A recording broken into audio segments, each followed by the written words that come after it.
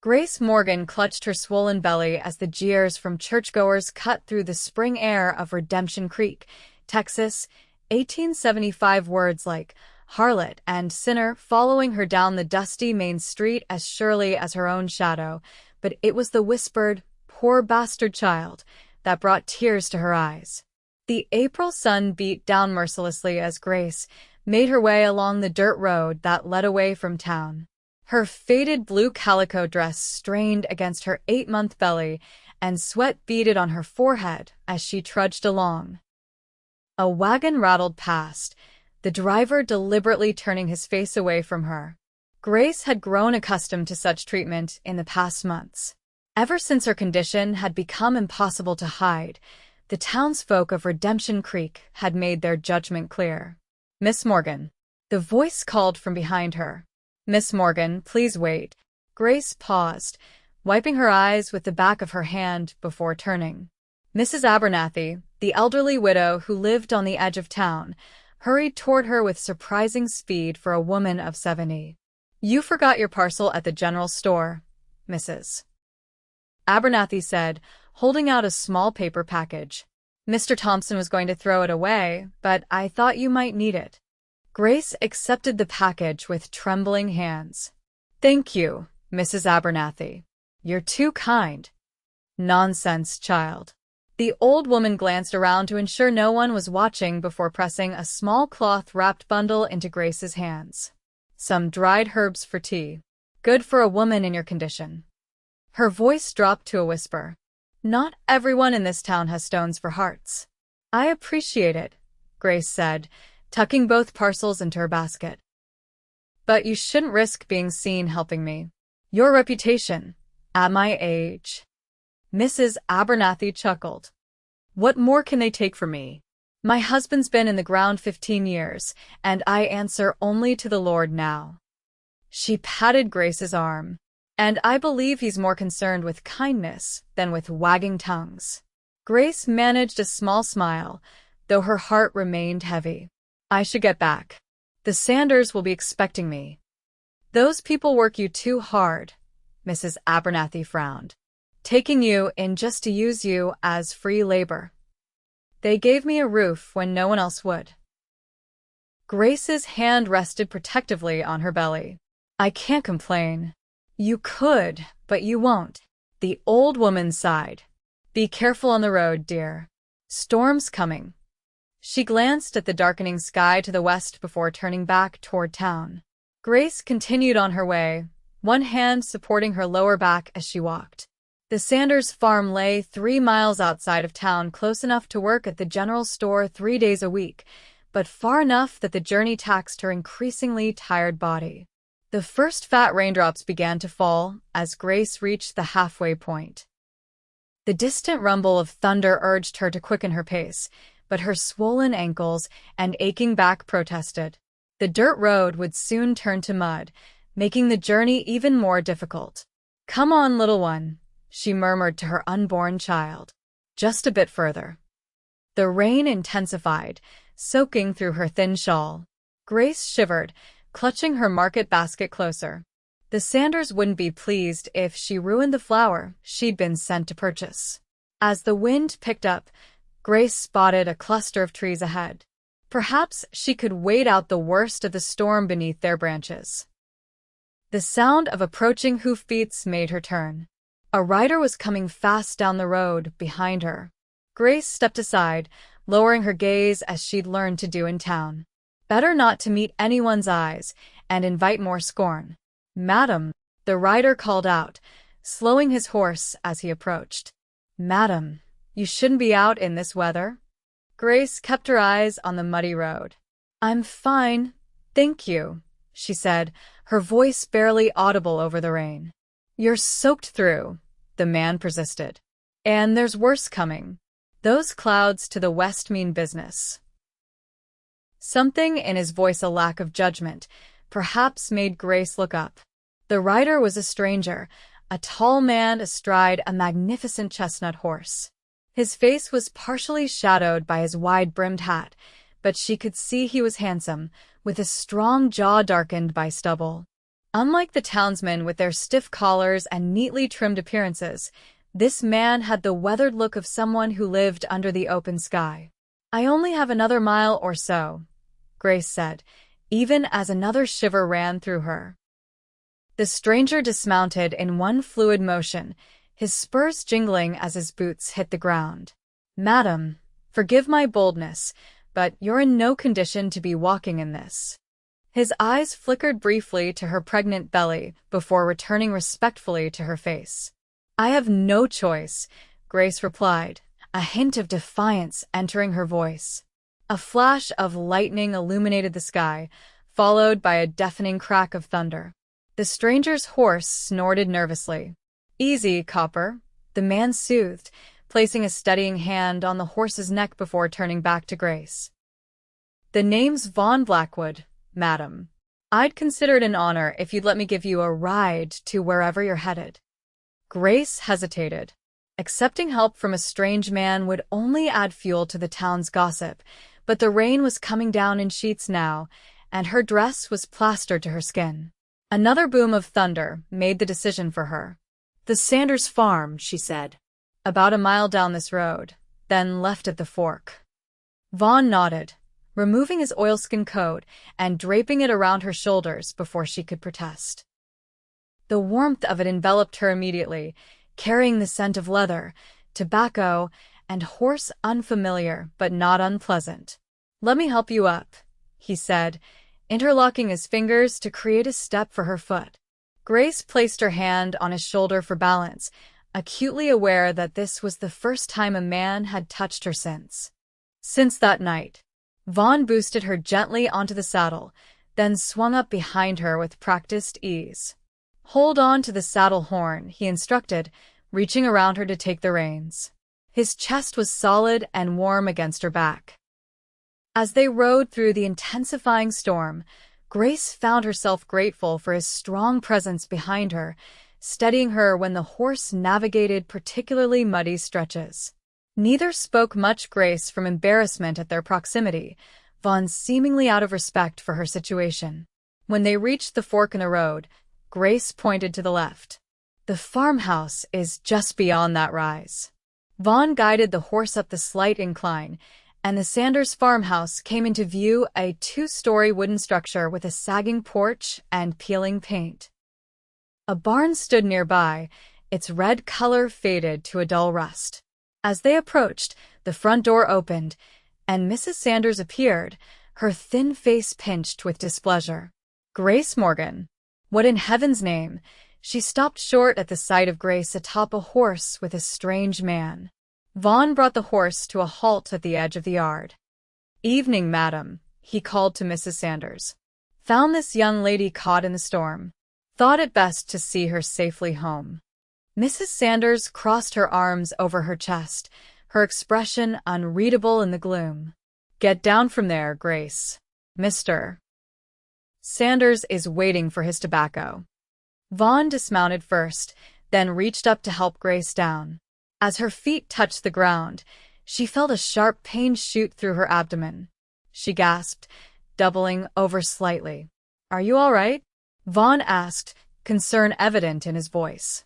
"Just a twinge," Grace assured him, straightening with effort. "The baby gets restless sometimes." Mrs. Sanders sniffed disapprovingly. "Come inside, girl. You're dripping all over my yard."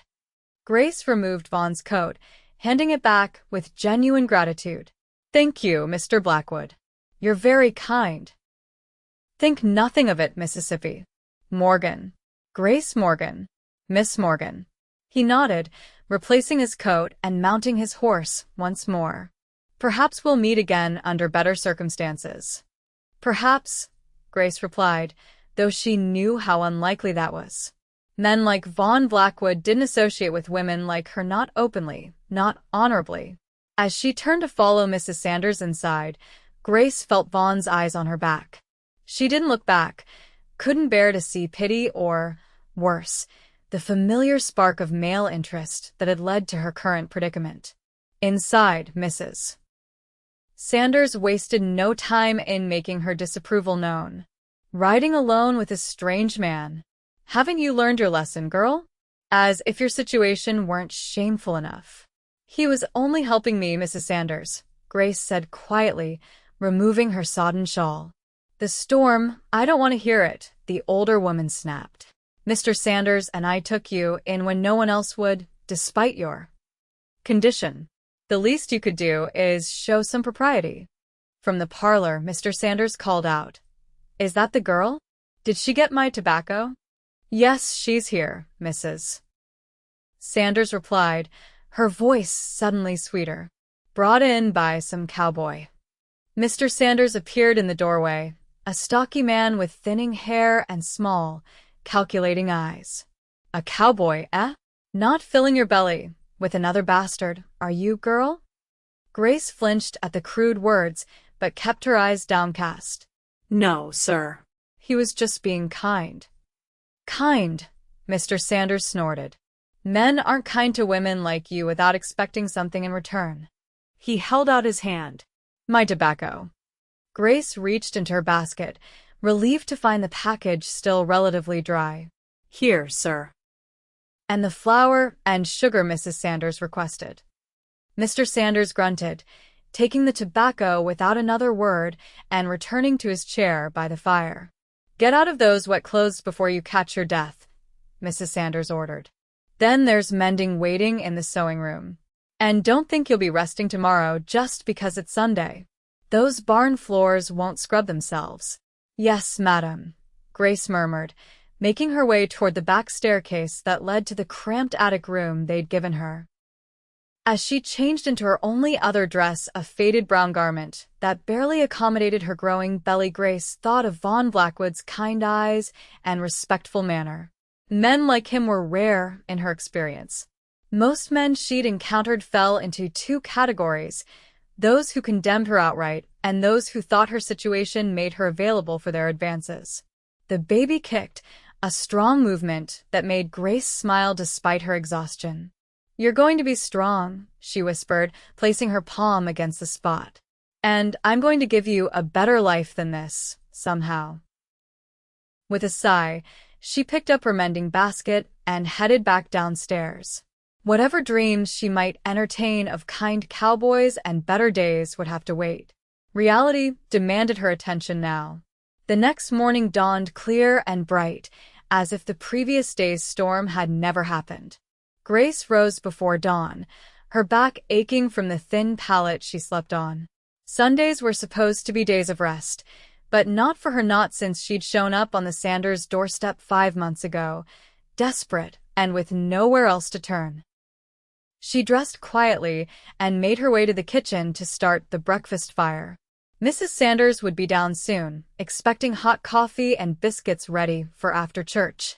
Grace wouldn't be attending services. Reverend Parker had made it clear her presence was unwelcome in the house of God until she had properly atoned for her sin. As she worked the dough for biscuits, Grace heard a horse approaching outside. Curious, she wiped her hands on her apron and peered through the kitchen window. Her heart skipped when she recognized the chestnut horse and its rider. Vaughn Blackwood dismounted near the barn, looking up at the house as if sensing her gaze. When he spotted her in the window, he tipped his hat with a small smile. Grace quickly stepped back, her cheeks warming. The back door opened, and Mr. Sanders entered, already dressed for church in his one good suit. "Who's that riding up at this hour?" he demanded, peering out the window. "It's the man from yesterday," Grace answered, returning to her biscuits. "The one who helped me during the storm." Mr. Sanders grunted, watching as Vaughn approached the house. "What's his business here?" Before Grace could respond, a knock sounded at the front door. Mr. Sanders straightened his tie and went to answer it. Grace strained to hear the conversation from the kitchen. "Morning, sir." Vaughn's deep voice carried clearly. "Vaughn Blackwood. I helped Miss Morgan home yesterday during the storm." "I remember," Mr. Sanders replied dryly. "What brings you back today?" "I'm looking for work in the area. Noticed your barn roof could use some attention, and that fence line on the east side is down in a few places. I'm handy with repairs, if you're hiring." There was a pause. Grace could imagine Mr. Sanders sizing up the stranger, calculating the cost against the benefit. "Don't have much cash to spare," Mr. Sanders finally said. "I work for fair wage," Vaughn replied. "Could also accept room and board, if that's easier."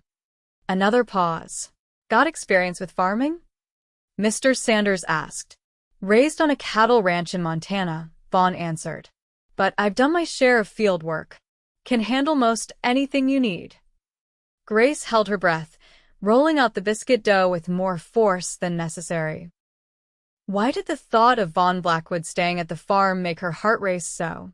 "Could use help with spring planting," Mr. Sanders admitted grudgingly. "And that roof has been leaking since winter. Wife's been after me to fix it. I can start today if you'd like. We're heading to church shortly. You can look over what needs doing while we're gone. If your work's satisfactory, we can discuss terms when we return." "Appreciate it, sir." The door closed, and Grace quickly busied herself with placing the biscuits in the oven when she heard Mr. Sanders' heavy footsteps returning to the kitchen. "Your cowboy's looking for work," he said, eyeing her suspiciously. "Convenient, isn't it?" "He's not my cowboy," Grace protested quietly. "Make sure it stays that way," Mr. Sanders warned. "One mistake's enough for a lifetime, girl. Remember your place here." Grace nodded, keeping her eyes on her work. "Yes, sir." Mrs. Sanders appeared in the doorway, already corseted and buttoned into her Sunday best. "Who was at the door, Henry?" "Some drifter looking for work. Told him he could look around while we're at church." Mrs. Sanders frowned. "Is that wise? Leaving a stranger here with our property? He seems decent enough. Besides," Mr. Sanders' eyes flicked to Grace, "the girl will be here." "That's hardly reassuring," Mrs. Sanders sniffed. "She's shown poor judgment with men before." Grace absorbed the insult silently, focusing on finishing breakfast. The baby shifted uncomfortably, as if sensing her distress. After the Sanders departed for church, Grace cleared the breakfast dishes and began her Sunday chores. She had just started scrubbing the kitchen floor when a knock sounded at the back door. Wiping her hands on her apron, she opened it to find Vaughn standing there, hat in hand. "Miss Morgan," he greeted her with a slight bow. "I hope I'm not disturbing you." "Mr. Blackwood," Grace acknowledged, suddenly conscious of her work-worn appearance. "Mr. Sanders said you were looking for work." "That's right." His eyes took in the bucket and brush at her feet. "Though it seems you're the one doing all the work around here." Grace shrugged slightly. "It's my place. The Sanders took me in when no one else would." Vaughn's expression darkened slightly. "Took you in as what? A servant?" "I earn my keep," Grace said defensively. "It's more than I could expect, given my situation." Vaughn's gaze dropped briefly to her swollen belly before returning to her face.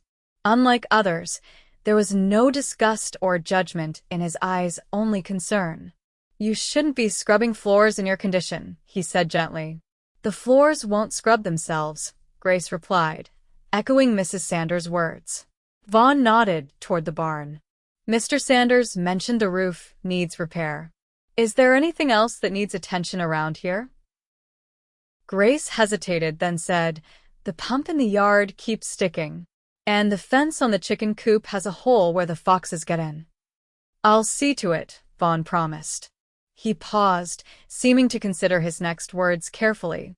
"Miss Morgan, I hope you don't think me forward, but I'm curious, how did you come to be with the Sanders? They don't seem particularly kind." Grace stiffened.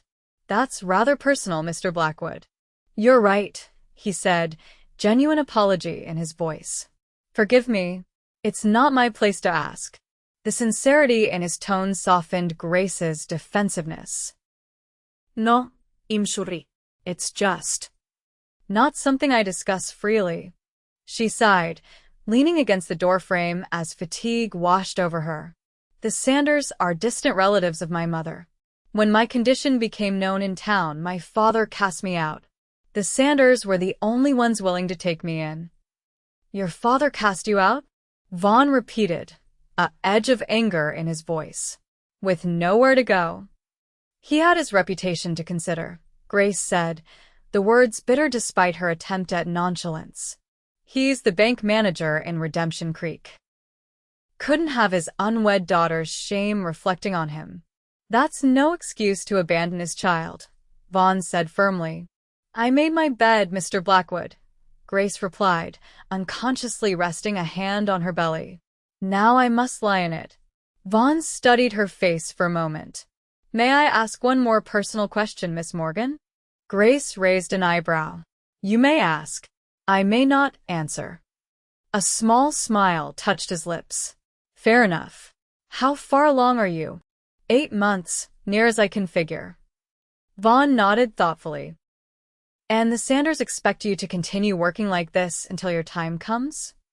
I have nowhere else to go, Grace reminded him. And no money to get there if I did. I see, Vaughn said, though his frown suggested he didn't approve. Well, I won't keep you from your work, Miss Morgan. But perhaps you could point me to the tools before I start on that roof. Grace directed him to the tool shed behind the barn, watching as he walked away. There was something puzzling about Vaughn Blackwood, something that didn't quite fit. Cowboys typically passed through Redemption Creek without stopping, moving cattle from ranch to ranch or heading to larger towns for work.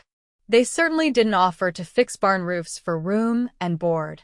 As she returned to her scrubbing, Grace wondered what had really brought Vaughn Blackwood to the Sanders farm and why the thought of him staying made her pulse quicken despite her best judgment.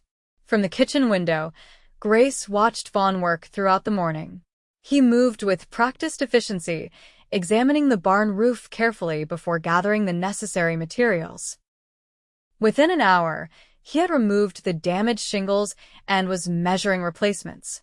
The sun climbed higher in the sky, and Grace saw Vaughn remove his shirt, revealing a muscled torso bronzed by the sun. She looked away quickly, her cheeks warming. Such thoughts were dangerous, exactly what had led to her current predicament. Yet she couldn't help stealing glances as she prepared the Sunday dinner. There was something compelling about the way he worked, focused, and methodical. So different from the fumbling, selfish encounter that had left her ruined. When the Sanders returned from church, Mr. Sanders went immediately to inspect Vaughn's progress, while Mrs. Sanders entered the kitchen, her critical eye taking in the meal Grace had prepared. I suppose that will do, she said grudgingly, though the chicken looks dry. Yes, madam, Grace replied automatically. Should I set a place for Mr. Blackwood? Mrs. Sanders pursed her lips. Henry will decide if the man stays. If he does, he can eat in the kitchen after we've finished in the dining room. Grace nodded, used to such arrangements. She ate her own meals in the kitchen, never at the family table. Mr. Sanders returned looking surprisingly satisfied. Man knows his work, he announced. Roof's already half done, and he's fixed that stubborn pump too. So he's staying? Mrs. Sanders asked. For now. Got spring planting coming up. Could use the extra hands. Mr. Sanders looked at Grace. Set another place in the kitchen. He'll take his meals there with you. Yes, sir, Grace replied, ignoring the flutter in her stomach at the thought of sharing meals with Vaughn. When Vaughn entered the kitchen 30 minutes later, he'd cleaned up, his face and hands washed, his shirt back on though still open at the collar.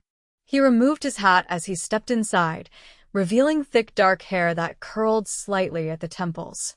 Something smells wonderful, he said, glancing at the plate Grace had set for him at the small kitchen table. Just chicken and potatoes, Grace replied, serving him a portion before taking her own seat across the table. Nothing special. After weeks of my own campfire cooking, this is a feast, Vaughn assured her, waiting for her to sit before picking up his fork. They ate in silence for a few minutes before Vaughn spoke again, his voice low to avoid being overheard by the Sanders in the dining room. How long have you been with them? He asked, nodding toward the other room. 5 months, Grace answered. Since my father discovered my condition. Vaughn's eyes were kind as they met hers. And the baby's father? Grace stiffened. Not in the picture. I'm sorry, Vaughn said quietly. That must be difficult. Life is often difficult, Grace replied, focusing on her plate. One learns to manage. You're very strong, Miss Morgan. The simple statement, spoken with such sincerity, brought unexpected tears to Grace's eyes. She blinked them away quickly. Not strong enough, it seems, or I wouldn't be in this situation. We all make mistakes, Vaughn said. The measure of a person is how they face the consequences. Grace looked up, surprised by his words. Most people in town would disagree with you, Mr. Blackwood. To them, I'm simply a fallen woman. Then most people are fools, Vaughn replied, his voice still gentle despite the firmness of his words. I've found that those who judge others most harshly are often hiding sins of their own. You sound like you speak from experience, Grace observed. A shadow crossed Vaughn's face. Perhaps I do. Before Grace could inquire further, Mrs. Sanders appeared in the doorway. Grace, you'll need to prepare the small room off the back porch for Mr. Blackwood.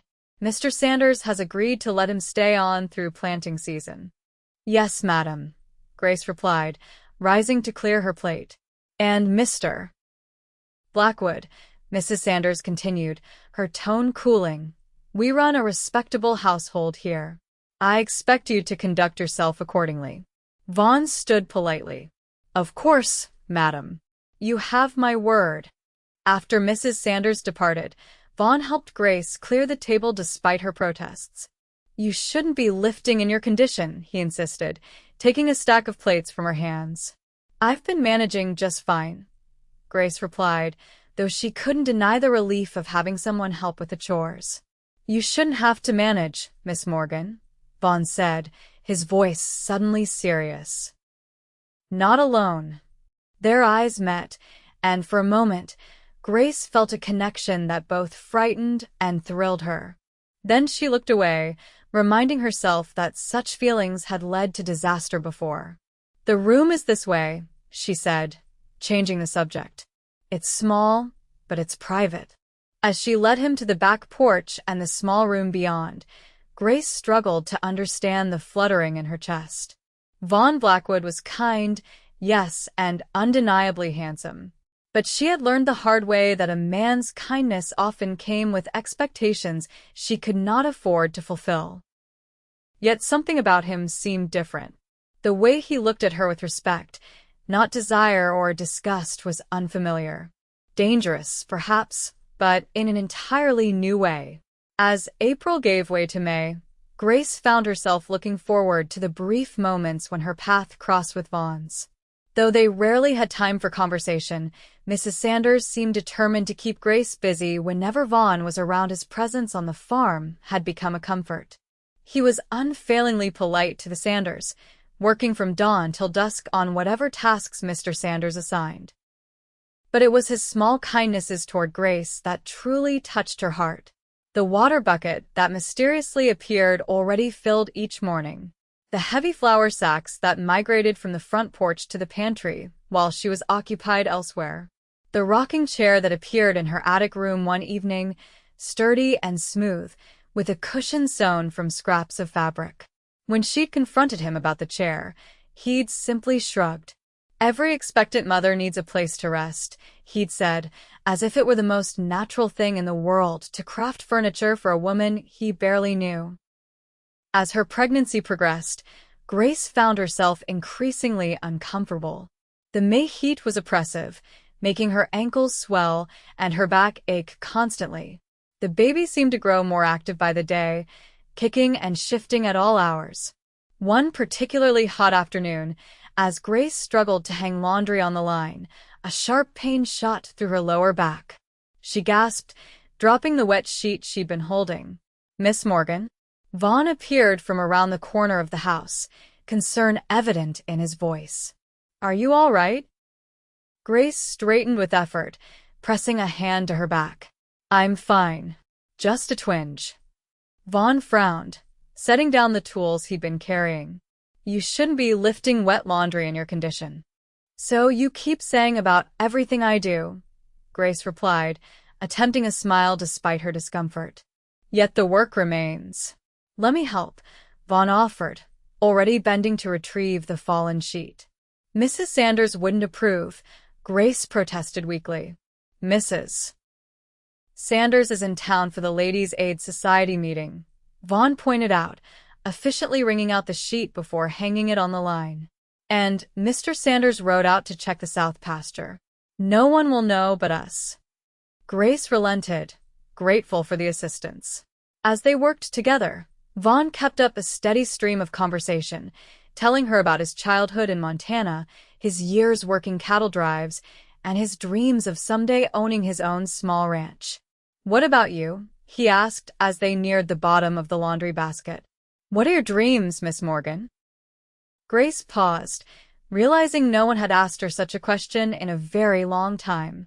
"I used to dream of teaching," she admitted. "I finished school with high marks, and Reverend Parker's wife was training me to take over the town school eventually." "What happened?" Grace gestured ruefully at her pregnant belly. "This happened. No one wants their children taught by a fallen woman." Vaughn's jaw tightened. "That's not fair." "Life rarely is, Mr. Blackwood," Grace replied. "Especially for women." "You could start fresh somewhere else," Vaughn suggested. "Somewhere no one knows your past." Grace shook her head. With what money? And who would hire a single mother with no references? Vaughn had no answer for that, and they finished the laundry in contemplative silence. As Grace lifted the empty basket, another pain gripped her, sharper than before.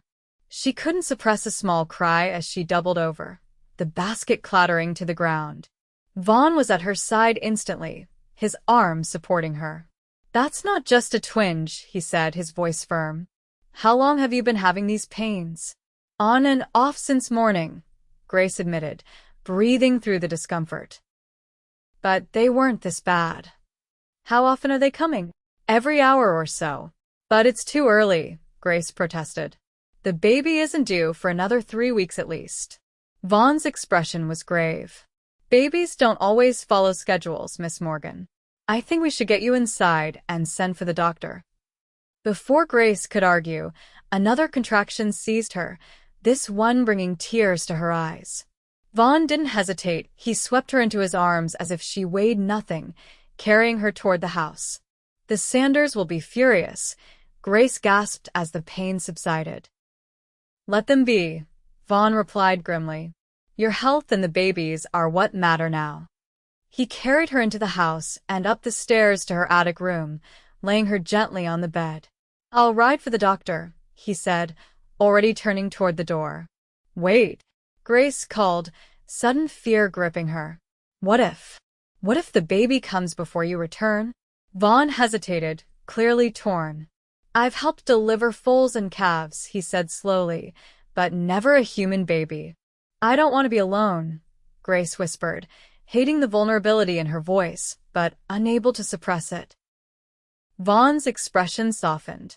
"I'll stay until Mrs. Sanders returns, then send her to you while I fetch the doctor. Will that work?" Grace nodded, relief washing over her. "Thank you." Another contraction came, sooner than the last.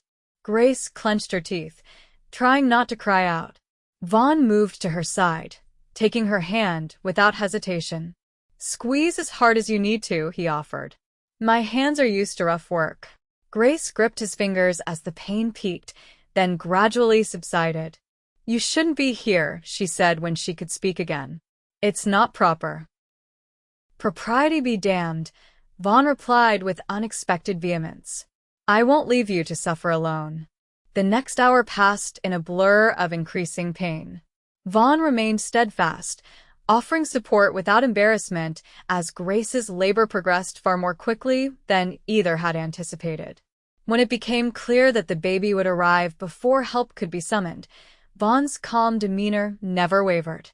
"I've seen this done," he assured her, rolling up his sleeves and gathering clean linens. "Animals aren't so different from humans in this regard." "That's not particularly reassuring," Grace managed between contractions. Vaughn smiled, the expression warming his eyes. "Trust me, Miss Morgan. I won't let anything happen to you or your child." And somehow, despite everything, Grace did trust him. When the urge to push became overwhelming, she followed his gentle instructions without question. Vaughn positioned himself at the foot of the bed, his manner suddenly all business. "I can see the head," he announced after a particularly strong contraction. "One more good push should do it." Grace gathered her remaining strength, bearing down with all her might. A moment of searing pain, then sudden relief and the unmistakable cry of a newborn filled the small attic room. "A girl," Vaughn said, his voice thick with emotion as he wrapped the squalling infant in a clean cloth. "You have a daughter, Miss Morgan." He placed the tiny bundle in Grace's arms, and all the pain and fear of the past 9 months dissolved as Grace gazed down at her daughter's face. Tiny features, a shock of dark hair, and lungs that worked perfectly, judging by her robust cries. "She's beautiful," Grace whispered, tears streaming down her cheeks. "Like her mother," Vaughn replied softly. Grace looked up, startled by the tenderness in his voice. Their eyes met over the newborn's head, and something unspoken passed between them, something neither was ready to name, but both recognized. The moment was broken by the sound of the front door opening downstairs and Mrs. Sanders calling Grace's name. "Up here," Vaughn responded, moving quickly to the door. "Miss Morgan's had her baby." Mrs. Sanders appeared at the top of the stairs, her expression transitioning from confusion to shock as she took in the scene. Grace in bed with a newborn, Vaughn with his sleeves rolled up and blood on his hands. "What in heaven's name?" she began, but Vaughn cut her off. "The baby came early. There was no time to fetch help. Miss Morgan needs clean water and fresh linens." His tone left no room for argument. To Grace's surprise, Mrs. Sanders merely nodded, her practical nature taking over despite her obvious disapproval of the situation. As Mrs. Sanders bustled about, helping to clean up Grace and the baby, Vaughn quietly excused himself. "I'll ride for the doctor anyway," he said. "He should check that both of you are well." Before he left, he paused at Grace's bedside one last time, his eyes dropping to the now sleeping infant in her arms. "What will you name her?" he asked softly. Grace looked down at her daughter, this miracle who had arrived despite all odds. "Hope," she replied. "Her name is Hope." A smile touched Vaughn's lips. "A perfect name." He hesitated, then added, "She's not a sin, Miss Morgan. She's a blessing." With those words hanging in the air between them, he departed, leaving Grace to wonder how a stranger could see so clearly what everyone else in her life had missed. The days following Hope's birth passed in a haze of exhaustion and joy for Grace. Dr. Miller, upon examining both mother and child, pronounced them remarkably healthy given the circumstances. Though he'd raised an eyebrow at learning Vaughn had delivered the baby, he'd merely commented, "Lucky he was here. Breech births can be dangerous, without experienced hands." Mrs. Sanders had been surprisingly accommodating, allowing Grace to rest more than usual and even bringing meals to her room. Mr. Sanders, uncomfortable around the newborn, kept his distance, though Grace had overheard him telling Vaughn that at least the child doesn't squall too much. Vaughn himself maintained a respectful distance, understanding that Grace needed time to recover and bond with her daughter. Still, he found small ways to show his support: fresh wildflowers appearing on her windowsill each morning, a tiny wooden rattle that mysteriously materialized beside Hope's makeshift cradle. A week after the birth, Grace was sitting in the rocking chair Vaughn had made, nursing Hope in the early evening light, when a soft knock sounded at her door. "Come in," she called, adjusting her shawl for modesty. Vaughn entered, hat in hand, his eyes carefully averted until Grace signaled that she was decent. "Evening, Miss Morgan. I hope I'm not intruding." "Not at all," Grace replied, smiling down at Hope, who had fallen asleep at her breast. She'd just finished her dinner. Vaughn's expression softened as he looked at the sleeping infant. "She's growing already." "Like a weed," Grace agreed. "Dr. Miller says she's thriving." "I'm glad." Vaughn hesitated, then said, "I've come to tell you that I'll be leaving tomorrow." Grace looked up sharply, an unexpected sense of loss washing over her. "Leaving? But I thought Mr. Sanders had hired you through planting season." "He did," Vaughn acknowledged. "But I've received word from an old friend in need of help. His wife is ill, and he can't manage their ranch alone." "I see," Grace said, trying to keep the disappointment from her voice. "Where will you go?" "North of here, near the Red River." Vaughn shifted his weight, seeming uncharacteristically nervous. "About a day's ride." Grace nodded, focusing on adjusting Hope's blanket to hide the sudden tears pricking at her eyes. She had no right to feel abandoned. Vaughn Blackwood was nothing to her, after all. Just a kind stranger who had helped her in her time of need. "I wanted to thank you," she said finally, looking up, "for everything you've done, especially for helping with Hope's birth." "No thanks necessary," Vaughn replied. "I only did what any decent man would do." "We both know that's not true," Grace said quietly. "Most men would have run in the opposite direction." A smile touched Vaughn's lips. "I've never been accused of being most men." "No," Grace agreed. "You certainly haven't." An awkward silence fell between them, filled with things neither quite knew how to say. Finally, Vaughn cleared his throat. "I have something for you. For Hope, actually." He reached into his pocket and withdrew a small leather pouch. "It's not much, but—" Grace accepted the pouch, opening it to find a delicate silver pendant on a chain. The pendant was shaped like a star, small but exquisitely crafted. "It was my mother's," Vaughn explained. "She gave it to me before she passed, said it would bring protection to someone who needed it someday. I think Hope qualifies." "Vaughn, I can't accept this," Grace protested, using his first name without thinking. "It's too precious." "Please," he insisted. "I'd like her to have it. A reminder that not everyone in this world judges by appearances." Touched beyond words, Grace could only nod, closing her fingers around the pendant. "Thank you." Vaughn smiled, then glanced toward the window. "I should let you rest. Dawn comes early." "Yes," Grace agreed reluctantly. "I suppose it does." At the door, Vaughn paused, turning back. "Miss Morgan, Grace, I want you to know that I—" He stopped, seeming to reconsider his words. "I believe you, and Hope will find happiness wherever life takes you." And then he was gone, leaving Grace to wonder what he had truly meant to say. Morning came too quickly, gray light filtering through the small attic window as Grace nursed Hope. Below, she could hear movement, the sound of a horse being saddled, low voices in conversation. Vaughn was preparing to leave. A sudden, desperate need to see him one last time seized her. Quickly finishing Hope's feeding, Grace wrapped her daughter snugly and made her way carefully down the stairs. Her body was still recovering, each step a reminder of the ordeal she'd endured, but determination drove her forward. Outside, the early morning air was crisp with the promise of a warm spring day. Vaughn was checking the cinch on his saddle, his back to the house. Mr. Sanders stood nearby, going over final instructions about the fields. Grace hesitated on the porch, suddenly unsure. What did she hope to accomplish?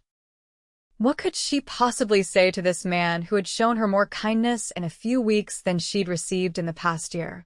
As if sensing her presence, Vaughn turned, his eyes finding hers across the yard. A smile spread across his face, warm, genuine, and tinged with something that might have been regret. He said something to Mr. Sanders, who nodded grudgingly, then crossed the yard to the porch. "I didn't expect to see you up so early," Vaughn said, his eyes dropping to Hope's sleeping face. "How is she this morning?" "Perfect," Grace replied.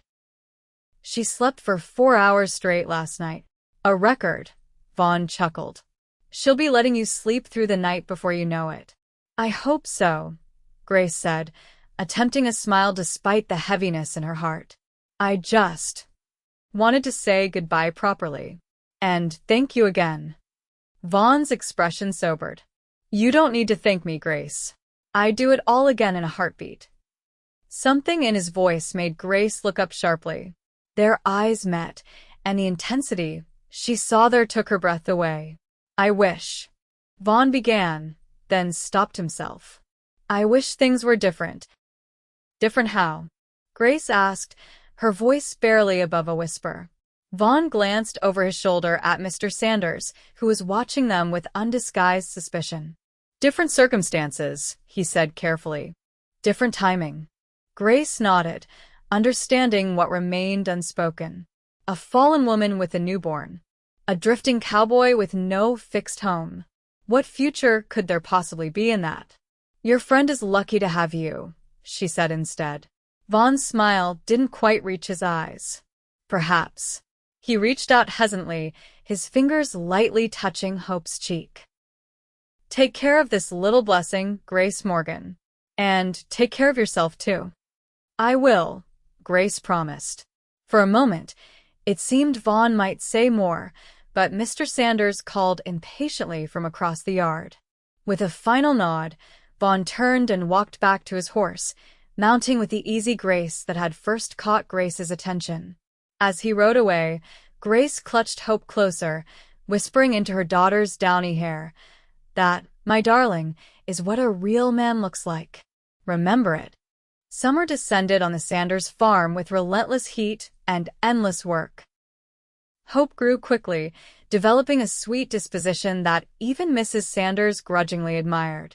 Though the older woman never softened entirely toward Grace, she had taken to spending time with the baby, rocking her on the porch in the evenings while Grace prepared dinner. "She has your eyes," Mrs. Sanders remarked one evening in late July as Grace joined her on the porch after finishing the dishes. "But not your coloring. Her father must have been dark." It was the first time Mrs. Sanders had directly referenced Hope's parentage, and Grace tensed, prepared for judgment. But the older woman merely continued rocking, her gaze fixed on the setting sun. "My sister, your mother's cousin, wrote to ask after you," Mrs. Sanders continued, surprising Grace further. "I told her you delivered a healthy girl and were recovering well." "Thank you," Grace said cautiously. Did she mention my parents?" Mrs. Sanders' lips thinned. "Your father forbids your name in the house, according to Ida. Your mother is not well." Grace swallowed hard, grief and guilt mingling in her chest. "I'm sorry to hear that." "Humph," Mrs. Sanders snorted. "Sorry won't mend what's broken. But then, neither will stubbornness." She glanced at Grace. "That cowboy asks after you in his letters." Grace's heart skipped. "Letters?" "To Mr. Sanders about the farm," Mrs. Sanders explained. "Always a line or two asking how you and the baby fare." Her tone suggested she found this highly irregular. "I didn't realize you'd grown so acquainted during his stay." "He delivered Hope," Grace reminded her, carefully avoiding the implication. "It's natural he'd be concerned for her welfare." Mrs. Sanders made a noncommittal sound, but her shrewd eyes missed nothing.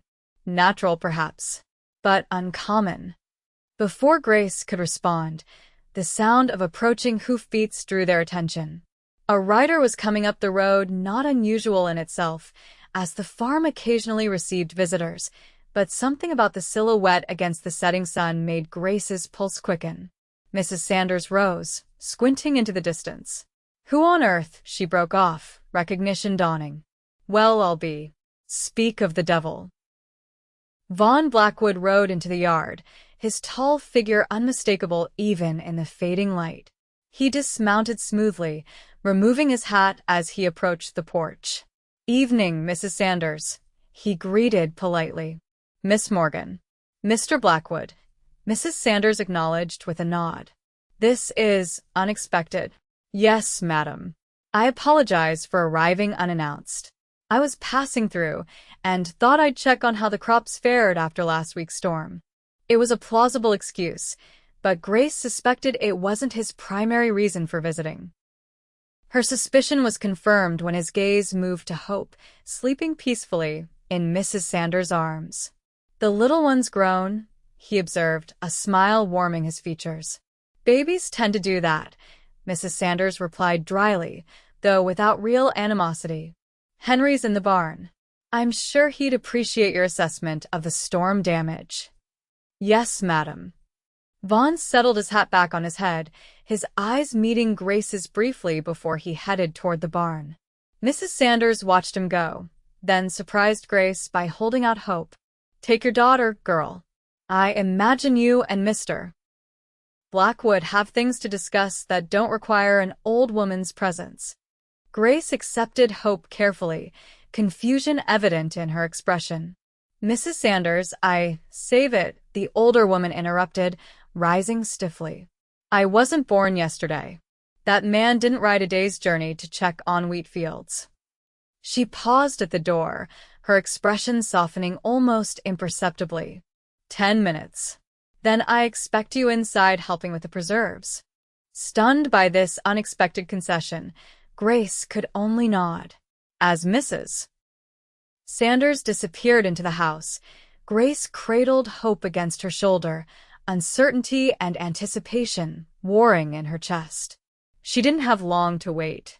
Vaughn emerged from the barn minutes later, alone, and crossed the yard with long strides that spoke of purpose rather than casual visit. Mr. Sanders sent me back to you, he explained as he reached the porch. Said the crops could wait till morning. A half-smile touched his lips. I think he might be playing matchmaker. Mr. Sanders? Grace couldn't hide her surprise. He's hardly the type. You'd be surprised, Vaughn replied, leaning against the porch railing. He speaks highly of you in his letters. He does. Grace's eyebrows rose. Mr. Sanders had never offered her a kind word to her face. Says you work harder than any woman he's known, and that Hope is the best-behaved baby in the county. Vaughn's expression grew serious. He also mentioned you received a letter from town last week that left you crying. Grace looked down at Hope, her throat tight. News from home. My mother is unwell. I'm sorry to hear that. Vaughn's voice was gentle. Is there anything I can do? Unless you can change my father's heart, I'm afraid not, Grace replied bitterly. He's forbidden her to contact me. Vaughn's jaw tightened. Some men don't deserve the title of father. Perhaps not, Grace agreed. But he is what he is. She looked up, changing the subject. How is your friend?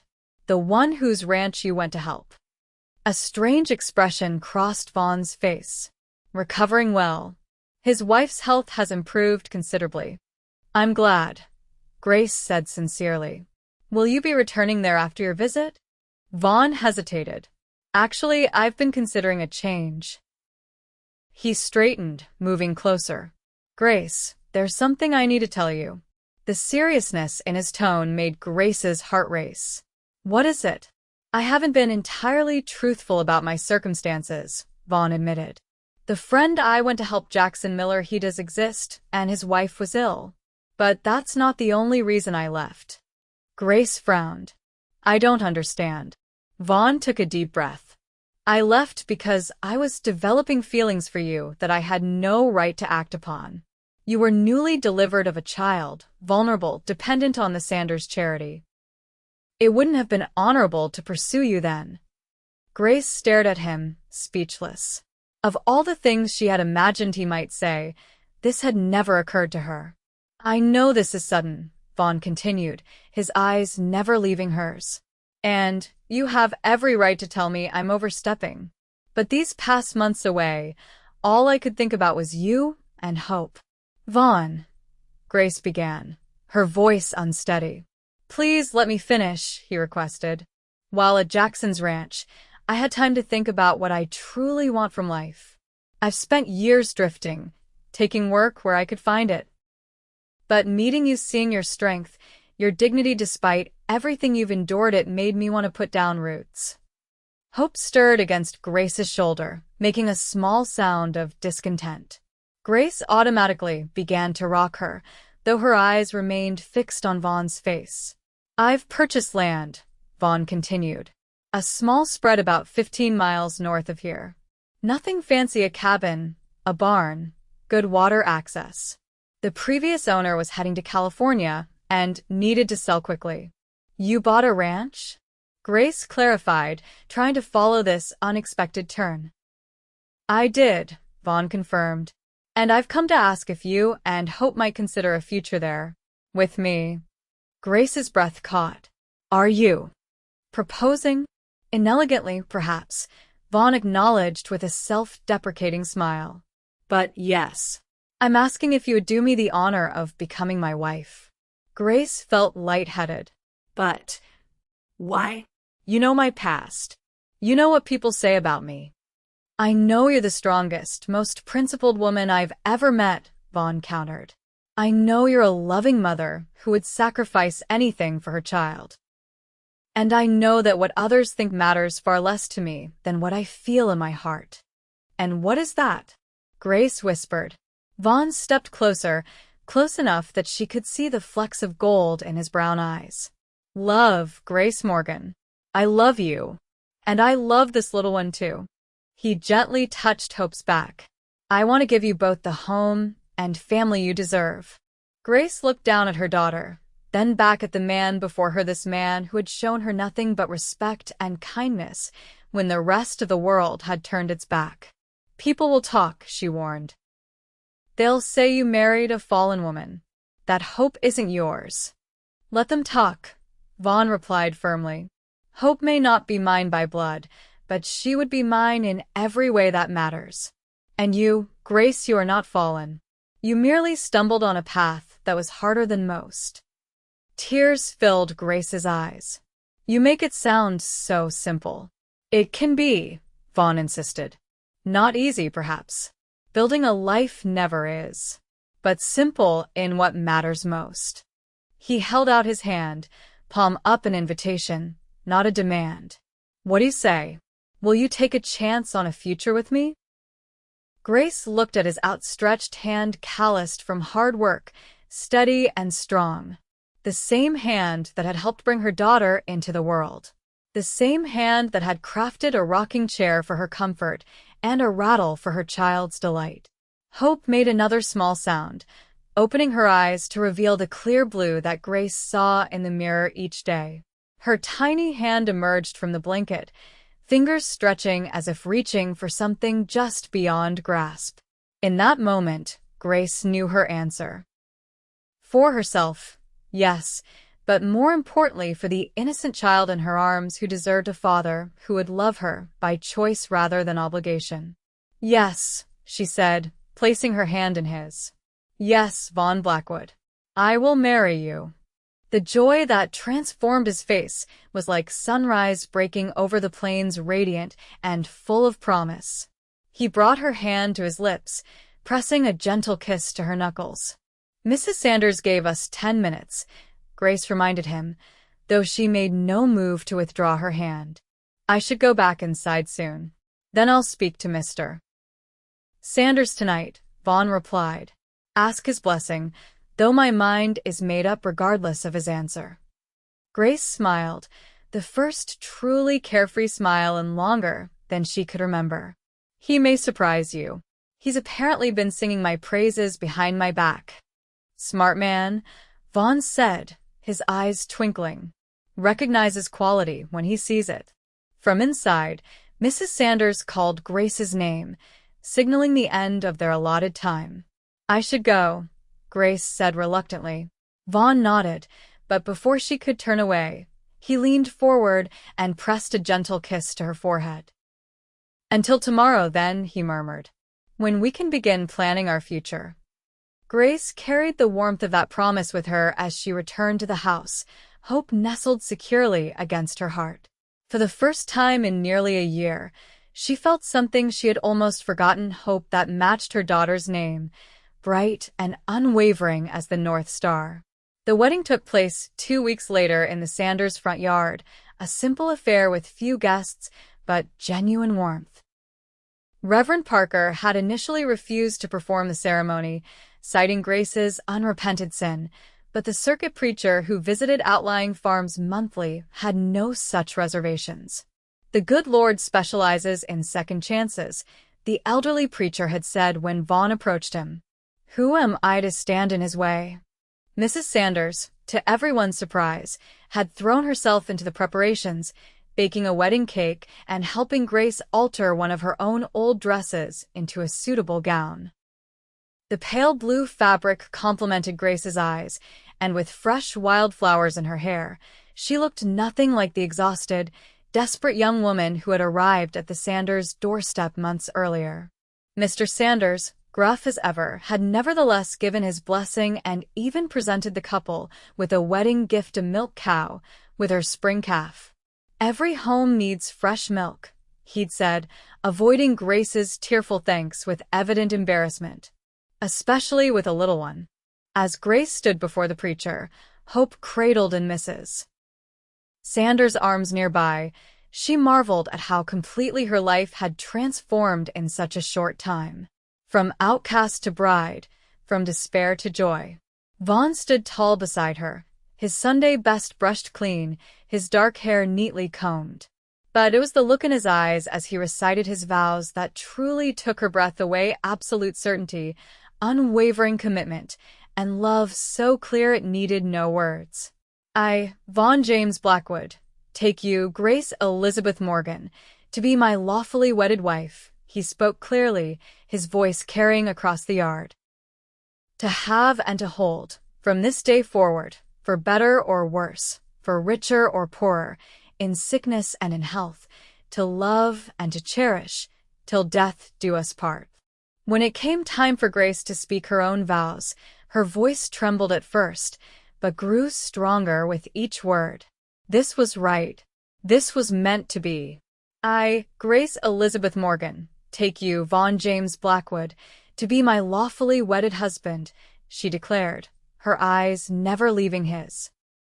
"To have and to hold, from this day forward, for better or worse, for richer or poorer, in sickness and in health, to love and to cherish, till death do us part. By the authority vested in me," the preacher announced, "I now pronounce you man and wife.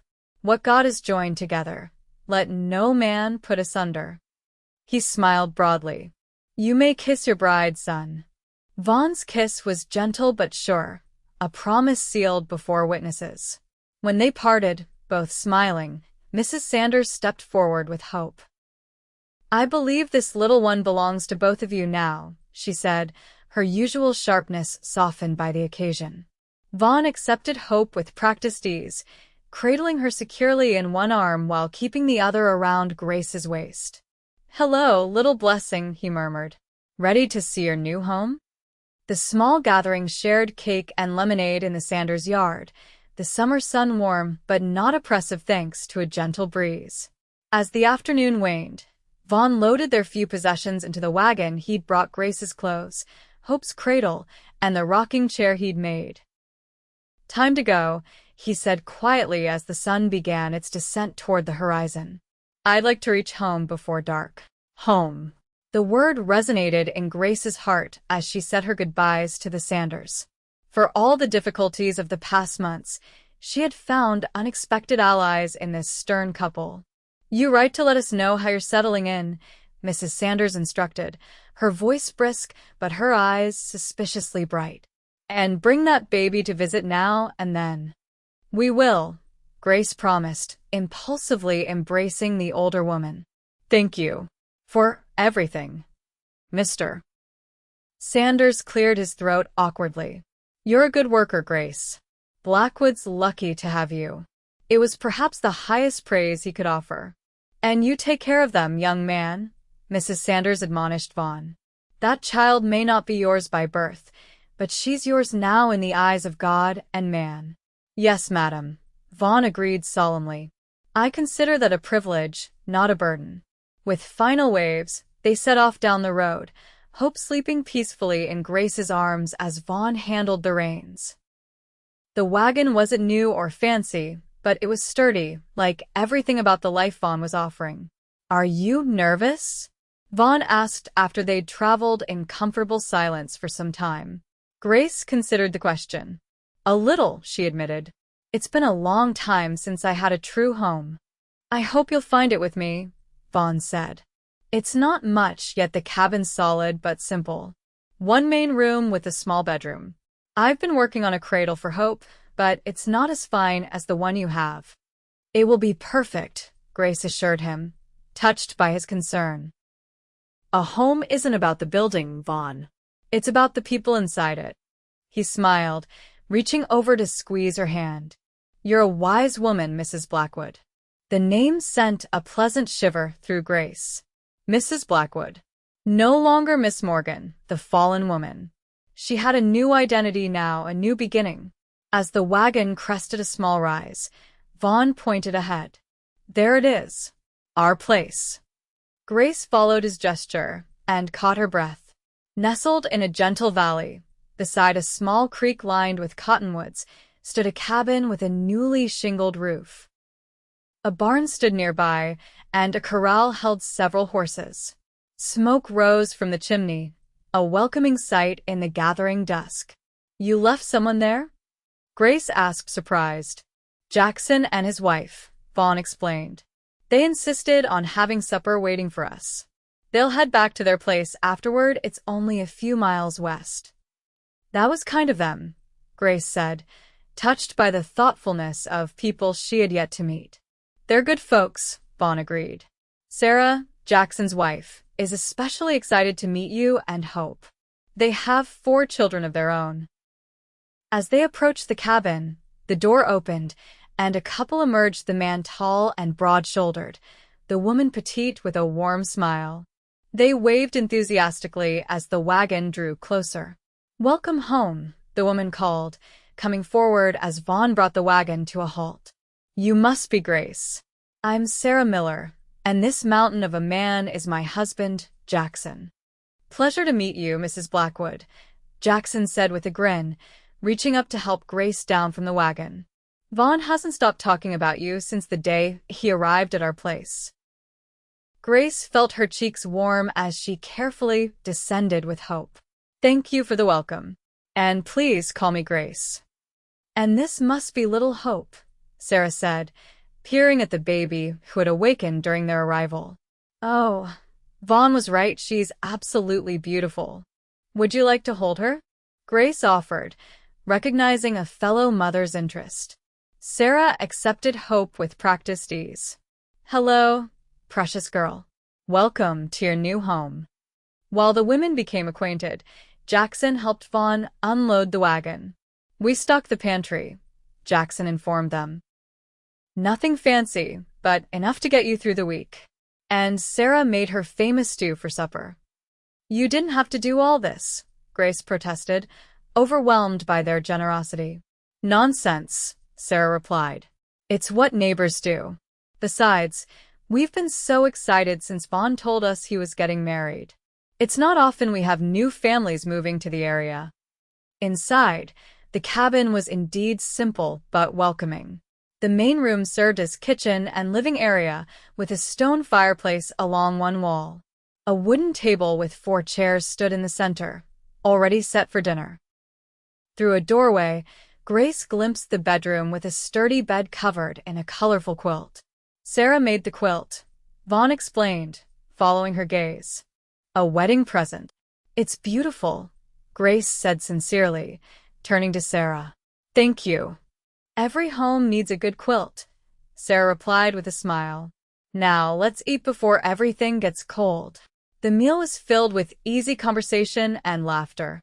Jackson regaled them with stories of Vaughn's first days on their ranch, including a particularly amusing tale involving an ornery mule and a watering trough. He showed up looking like a proper cowboy, Jackson chuckled, but the man didn't know the first thing about milking a cow. I grew up on a cattle ranch, Vaughn defended himself good-naturedly. We had separate dairy hands for that. Well, he's a quick learner, Jackson assured Grace with a wink. By the time he left, he could milk Bessie faster than I could. As the evening progressed, Grace found herself relaxing in the warm company. These people knew her story. Vaughn had clearly been honest with them, yet they welcomed her without reservation. There was no judgment in their eyes, only friendship freely offered. When Hope began to fuss, signaling her hunger, Sarah immediately understood. "Why don't I show you the bedroom where you can have some privacy?" she suggested, rising from the table. "And I can point out where Vaughn has stored the baby things he's been collecting." In the bedroom, Grace settled into a chair by the window to nurse Hope while Sarah showed her the small chest Vaughn had filled with baby clothes and soft blankets. "He rode all the way to Fort Worth for some of these," Sarah confided. "Said he wanted Hope to have pretty things." Grace looked down at her daughter, emotions swelling in her chest. "He's a good man, isn't he?" "The best," Sarah confirmed. "Jackson says he's never seen a man take to the idea of fatherhood so naturally, especially with a child not his own." She sat on the edge of the bed. "Vaughn told us about Hope's birth, about how he delivered her himself." Grace nodded. "I don't know what I would have done without him that day." "Some would say it was chance that brought him to you," Sarah mused. "But I believe it was Providence." "Perhaps you're right," Grace agreed, thinking of the remarkable chain of events that had led to this moment. When they returned to the main room, Jackson and Vaughn were deep in conversation about crop rotation and cattle prices, but Vaughn immediately stood, his eyes finding Grace's with a question in them. "Are you happy?" they seemed to ask. She smiled in response, and the answering light in his eyes was all the reassurance she needed. Shortly afterward, the Millers took their leave, promising to return in a few days to help with remaining tasks around the farm. Suddenly, Grace and Vaughn were alone in their new home, Hope sleeping contentedly in her cradle beside the fire. "Well, Mrs. Blackwood," Vaughn said softly, moving to stand beside her. "What do you think of your new home?" Grace looked around the simple cabin, seeing not its limitations, but its possibilities. "It's perfect," she replied honestly. "Truly perfect." Vaughn's arms encircled her waist, drawing her gently against him. "I was thinking we might build on another room next spring. Give Hope her own space as she grows." "I'd like that," Grace said, leaning into his embrace. "And perhaps Someday she might need to share it with a brother or sister." Vaughn's breath caught, his arms tightening slightly around her. "I'd like that very much," he murmured against her hair. "Very much indeed." As night settled fully over their new home, Grace felt a contentment she had thought forever lost to her. The road ahead would not always be easy, she harbored no illusions about that. There would be hard work, challenges, and undoubtedly moments when the past would cast its shadow. But here, in this place, with this man who had chosen her and her daughter with his eyes wide open, Grace had found something precious and rare, a second chance, a new beginning, a blessing where others had seen only sin. 5 years later, on a warm summer evening, Grace stood on the porch of their expanded home, watching as Vaughn taught Hope to ride her very own pony in the fenced yard. At 5, Hope was fearless and determined, her dark hair flying behind her as the gentle pony trotted in a circle, with Vaughn holding a lead rope. "Look, Mama," Hope called excitedly. "I'm riding all by myself." "I see you, sweetheart," Grace called back, smiling at her daughter's joy. "You're doing wonderfully." From the cradle beside her, 3-month-old James made a cooing sound, his tiny hand waving in the air. Grace reached down to stroke his downy head, marveling as always at the miracle of this second child conceived in love, born into a family already strong and secure. The past 5 years had brought challenges, as she'd known they would. The first winter had been harsh, testing their resilience and resourcefulness. The second year, drought had threatened their crops until late summer rains saved the harvest. Through it all, Vaughn had remained steadfast, working from dawn till dusk to build their farm into a modest but successful operation. They had added to their livestock gradually more cattle, a flock of chickens, 2 more horses. The cabin had expanded to include a separate bedroom for Hope and, more recently, a nursery for James. A proper front porch wrapped around 2 sides of the house, providing a pleasant place to shell peas, or simply watch the sunset. News from town occasionally reached them through the Millers or other neighbors. Grace's father had never relented in his rejection, but her mother had secretly begun corresponding with her after learning of Hope's birth. The letters, though infrequent, were treasured connections to her past. More surprising had been the gradual thawing of relations with some townsfolk. When Hope was 2, Grace had ventured into Redemption Creek for supplies, steeling herself for the familiar scorn.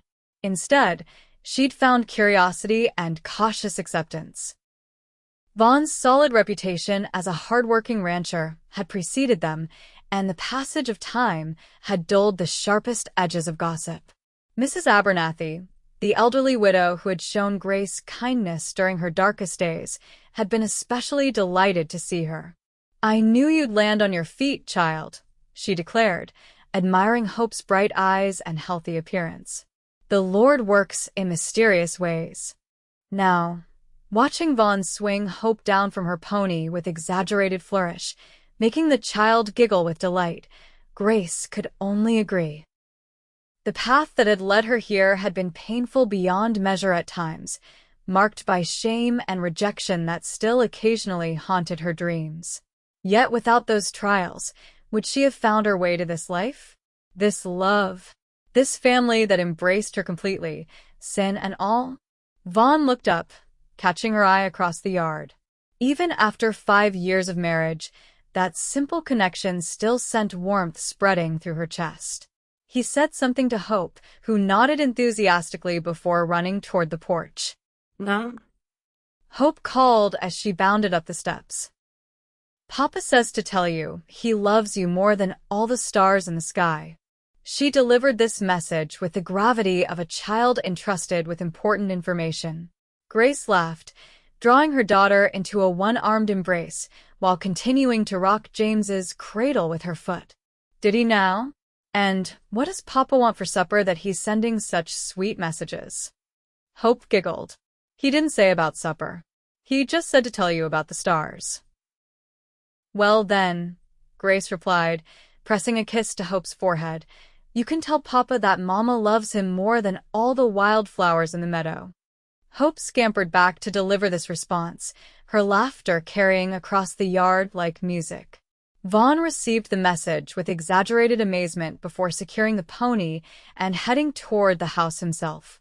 "More than all the wildflowers, he asked as he climbed the porch steps, his eyes twinkling with humor and affection. "That's quite a declaration, Mrs. Blackwood." "I meant every word, Mr. Blackwood," Grace replied as he leaned down to kiss her, his lips warm and familiar against hers. Hope tugged at Vaughn's hand. "Papa, can we have the story tonight? The one about how you found Mama and me?" It was Hope's favorite bedtime tale, the story of how Vaughn had encountered Grace on a stormy day and helped deliver a special blessing into the world. Over the years, the story had been polished and shaped into a child's adventure, with certain difficult truths set aside for when Hope was older. Someday, Grace knew, they would need to explain the full complexity of Hope's beginnings. They would need to prepare her for possible unkindness from those who judged without understanding. But they had decided together that such knowledge could wait until Hope had a foundation of security and love strong enough to withstand whatever storms might come. "Of course we can have that story," Vaughn agreed, lifting Hope into his arms. "Right after supper and your bath. And can you tell about the star necklace, too?" Hope asked, touching the silver pendant. She wore the same one Vaughn had given Grace for her all those years ago. "Every detail," Vaughn promised, his eyes meeting Grace's over their daughter's head. In that glance was a shared understanding of how far they had come, of all they had built together from such uncertain beginnings.